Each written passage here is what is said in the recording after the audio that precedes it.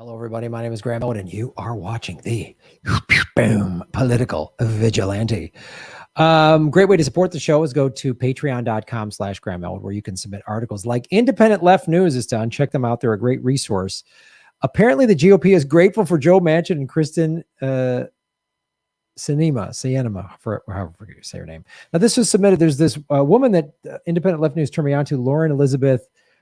She works in healthcare, and she's got really good. I think it's a Medium page where she's really showing the corruption of both parties. And in this thing, she talks about how this came out July 9th, but they make how these so-called Democrats. I mean, so we've got people like these two in the Joe Manchin's a Republican. So is this woman pretty much. That's they're in the Democratic Party. And then we've got the fraud squad, right? The Progressive Caucus. And they're supposed to be these big progressive heroes, and they do nothing. So these are the options in the Democratic Party. Just flat out Republicans or do nothings that then blame everything on the Republicans. Like we just talked about how, Cori Bush camps out on the steps of the Capitol building, and all right, it's enough pressure was put on to make Joe Biden extend the eviction moratorium. Good. People are staying in their homes. That's a good thing. But the squad comes out and just does a photo op. But it's good that they showed up because media showed up. And, but even then, like Max Blumenthal and people like that are asking like Adam Schiff these tough questions, and people are like, go easy on him. Don't be so mean. And it's like, that's the best they can do. And they're even the leading up to this eviction moratorium ending, the Democrats were talking like the Republicans were the problem. The Democrats control Congress. You cannot blame the Republicans, especially when you have Democrats like this. But the Progressive Caucus could get so much stuff done. The squad could get so much stuff done. I'm glad Cori Bush at least did this and slept outside. She's the only one that's ever been homeless. So I hope she realized she needs to do more stuff like this. They need to do stuff like this for Medicare for All. That's what Force the Vote was about. Big actions. Is this a performative act? Is this what AOC would have called with Cori Bush sleeping on the steps of the Capitol a performative act? That's what she called Force the Vote. She called it a performative act. So,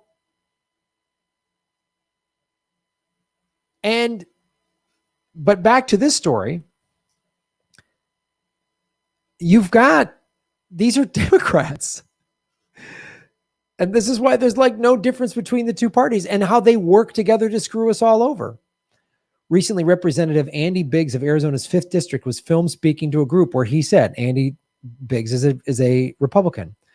But the reality is they're pushing as far as they can. Fortunately for us, the filibuster is still in effect in the Senate. Without that, we would be dead meat and this thing would be done. They'd be having a little bit more of frantic discussion than we're having today. But thank goodness for Senators Sinema and Joe Manchin. That's a Republican speaking. Whew. Right?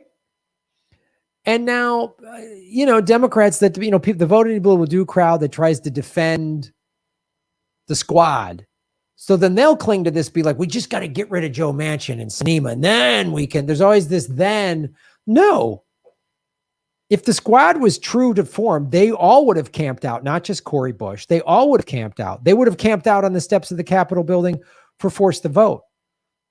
But they can't do that because both of these parties are paid or corrupt, which is what this Lauren Elizabeth says.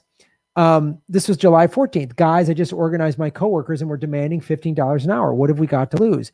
They're giving some people $15 an hour and not us. Nah, fuck that. This place wouldn't have its 5-star rating to make it through COVID without us. She's a frontline healthcare worker. This is what you got to do. You got to organize. And expecting these corrupt politicians in both of these crybaby parties, R&D, revolving dipshits. You put a Republican in there, they're a dipshit. You put a Democrat in there, they're a dipshit. And then she puts this out, just some insight on what it's like working during COVID. I work in a nursing home in New York. Andrew Cuomo needs to resign. I'll never forget what our outbreak was like, and the governor needs to be held accountable for hiding what his policies have caused. This is our big This is our big, remember he was the big hero last year, talking tough on holding Trump to task. No one at MSNBC, nobody at MSNBC or anyone like that was holding him accountable for allowing people to die. I did stories on this. He let people die. Nobody cared about that. Now that there's like sexual harassment allegations coming out, which is legit, and he should resign for that as well. But why wasn't this? So you can kill thousands of people. That's okay. Sexual harassment, though, now we got to do something. And the only reason they're doing that is because there's enough people are outcrying about it. And Joe Biden is like going to do something about Cuomo's sexual harassment. And Tara Reid put it to Joe.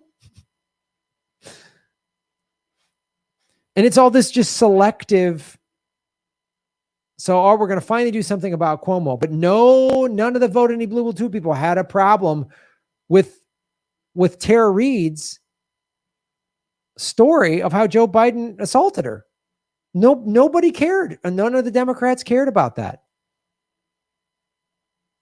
So you see just how ridiculous this is, right? How ridiculous this is. So, and people died in New York because of Cuomo's policies. His 10 years of shutting down hospitals and nursing homes. The nurses union in New York hated the guy. I thought the Democratic Party was all pro-union. No, only when they need it. They'll talk union talk only when they need an endorsement somewhere, but they're not really. The Democrats don't help the working party. Neither do the Republicans. Neither party gives a shit about the working class. But why does MSNBC, this is another thing that this woman put in her blog. I was going to make this as two separate segments, but they're actually the same. But why is, NBC that has his brother on and CNN, but let's talk specifically MSNBC. How come they weren't like outraged and screaming about these people dying in nursing homes if they were actually doing journalism, but they're not, they do propaganda? Well, we know that big healthcare companies, big pharmaceutical companies buy ad time on MSNBC, as they do Fox and CNN and CBS and ABC and all them. But the other thing too, MSNBC is owned by Comcast. Comcast, we know, likes giving money to Republicans. Yeah. You think the media, you think there's such a thing as the liberal media? No, they're not. These are big corporations. People like, whatever, Tucker Carlson or Joyanne Reid or Rachel Maddow or Anderson Cooper, they're just paid actors to push a certain type of propaganda that's marketed to a certain type of people. But it's all propaganda to keep the 1% in power, keep the ruling class in power, and to keep us divided, distracted, and afraid. So they want you to pick a team. You team Tucker, you team Maddow. Pick a team. And then if you avow your allegiance to one of these teams, then they know they got you. I can target, I can propagandize you all you want. That we'll just, then they know how then you're telling them this is the propaganda. This is how you market propaganda to me, because I've picked this red team or this blue team or the QAnon team or whatever, right? But let's go into this. Again, this is the same woman, Lauren Elizabeth. Once again, as long as the politicians benefit a company's bottom line, that's all that matters. That's all these big corporations care about. These elections and these primaries, it's all theater so they can keep their power. That's all it's about. And these politicians get into power, people like AOC and the squad, and maybe they were running on good intentions. I don't know. We'll never know the answer to that. But we know for certain once they get brought in, AOC was all, when she first got into Congress, she was tweeting out, only lobby groups are speaking to the freshman orientation. And she was calling out Nancy Pelosi on Twitter. And then they sat her down and went, hey, you'll become vice president or president. We're going to give you the keys to the kingdom, but you got to play ball. You got to get quiet. You got to play ball. And you got to only say it's the Republicans' fault. And they do the same thing with Republicans. They bring them, anyone who calls out the crimes and lies within the Republican Party, they sit them down and they go, don't show the American citizens that both parties don't give a shit about them. You need to blame everything on the Democrats, and then Americans will pick one of these sides. And as long, honestly, it's like a sports book at a casino. Let me tell you how a sports book at a casino, right? You got whatever. You got the whatever teams playing against each other for the Super Bowl. Who was in the last Super Bowl? We had Tampa, and I forget who the other team was. Kansas City, right? So here's how sports book. They set the betting line. I don't know what the last Super Bowl's betting line was, but let's just say whatever. Tampa Bay is favored by whatever 6 points. Here's why they lay that bet, that they put that number at 6 points, because they hope we're going to get equal number of people betting for Tampa and equal number of people betting for Kansas City. Because when you lose in gambling at a casino, you have to pay a 10% juice, right? So if you bet $100, you lose 110. So if equal number of people bet on both teams, then they profit no matter what. Right? So that's all they care about. It's just that the sports book doesn't care who wins. They just care that enough people bet on both sides. Just like the big corporations don't care who wins. You know what I mean? Like, it doesn't matter. They generating money. And that's what this is. So Lauren Elizabeth went into, and I don't know her personally, but Indie Left News sent me this stuff. She went into our favorite website here at Political Vigilante, Open Secrets. Oh, it's the best. According to opensecrets.org, Comcast ranks 36 out of 21,691 in terms of contributions through affiliates donating over $15 million during the 2020 election cycle alone. In lobbyist spending, they ranked 15 out of 5,500 people in 2020, spending $14 million. While Comcast, almost 62% of Comcast spending went to Democrats, 34% also went to Republicans. That's hedging your bets. And I've shown you like the defense industry spends a little more on Republicans, but they still spent a lot of money on Joe Biden. Because they knew if Joe Biden wins, we want to make sure, he's in our pocket. And it's a smart bet. Joe Biden is vice president. Him and Obama dropped more bombs than Bush. They took us from 2 wars to 7. Yeah, this is just all. And I don't know if some MSNBC apologists go, yeah, but it's only 30. It's still a lot of money. 34% went to Republicans. That's hedging their bets. They donated to 213 House Democrats. And right alongside them, they donated to 177 Republicans. That's all right. We're betting on both sides. We'll go a little heavy on the Dems because they might take it back after Trump. Okay. But you better believe this is going to flip-flop in 2022, next year. And that's why they donated, because they're like, if the Republicans gain control of the House again, well, great. We bought most of them anyway. 38 Democrats in the Senate took money from Comcast, and 27 Republicans did as well.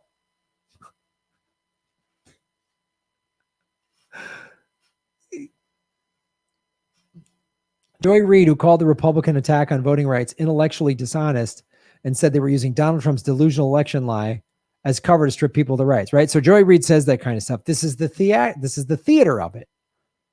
But what do I tell you on the show? Follow the money, connect the dots. That's what it looks like Lauren Elizabeth is doing. I mean, this is in the Hill. Rachel Maddow, GOP has become a party of fringe, violent, extremist, criminal movement. But then why are you working at a company that gives millions of dollars to Republicans if they're this awful? There's that lawsuit that just came out saying Rachel Maddow's opinion is not fact. You see how this is just theater? This is professional wrestling? It's professional wrestling. Rachel Maddow makes probably an 8-figure income from the same company that gives money to Republicans as it does Democrats. She's just she's an actor.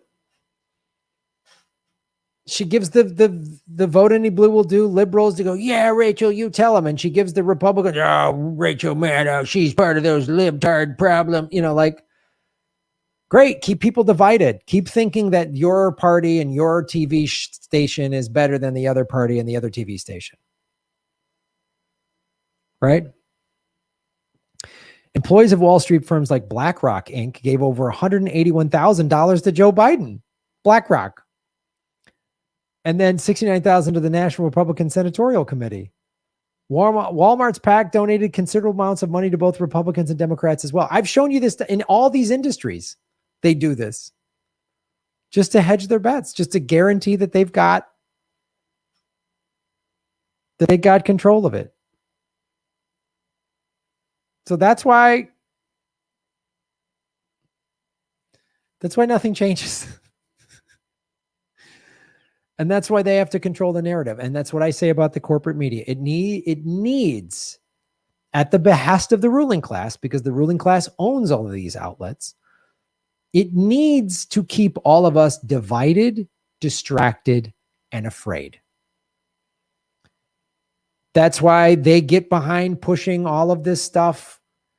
Any opinion you have that I have about the vaccine or masks, they help fuel people to be mad at me one way or the other, no matter what side you take. And they're helping, and some people are legit, but they help fuel that on social media. They need the country divided. They need the country divided. They need everybody questioning everything. And this William Casey, former head of the CIA, said that when everyone doesn't believe everything, and we know we did our job. Or I'm paraphrasing, but something to that effect. Everyone's fighting with each other. There's no unity. This is how they're doing it. Thanks for watching, everybody. Follow the money, connect the dots, get the truth. That's what it is. And be able to ask questions. And don't pick a side. Don't pick a team. Don't pledge your allegiance to a person or a party or in anything. Pledge your allegiance to the truth. Pledge your allegiance to coming up with different points of view. Right? Try to figure things out the best that you can. Last week or so, I've been called a bunch of crazy stuff just because I want to feel safe on stage as a performer. Okay, cool, man. Shave your knuckles for justice. Boom. Hey, everybody, it's Graham Elwood. We are going on the road, Ron Placone and I, in September and October. Check GrahamElwood.com for tour dates, probably coming to a city near you. A lot of these shows have sold out in the past. We haven't been on the road in a year and a half because of the pandemic. Come out and join us. The post-pandemic comedy tour. Go to GrahamElwood.com for tickets. New cities being announced every day. Join us and support what we do at patreon.com/Graham Elwood and rockfin.com/Graham Elwood. Blockchain cryptocurrency platform. Thank you. You're making Gotham great again. Boom.